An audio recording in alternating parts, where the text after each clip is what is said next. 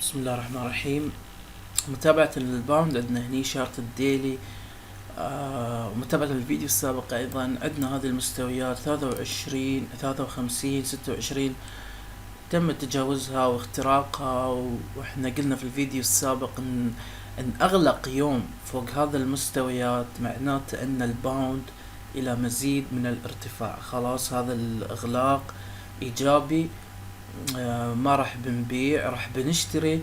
والشراء ماركت من هذه الاسعار لان قريب صوب الحين الدعم، المقاومة اللي تحولت الى دعم، ونستهدف باذن الله القمة السابقة على امل انه يرسم لنا بهذا الشكل، يطلع يعمل لنا دبل توب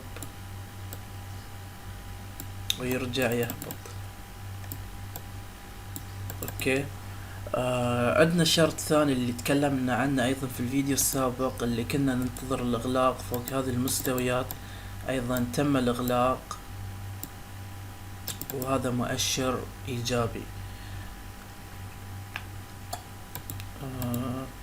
هذا الشرط خلاص انتهينا منه.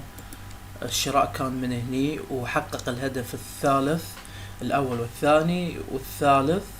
خلاص هذا الشارت ما نحتاجه لان على الفريم الساعة والحركة اللي عملها عند الضلع العلوي للقناة.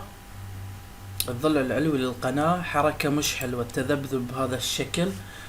هذا يعني خلاص مؤشر ان هذه القناة راح بيتم اختراقها.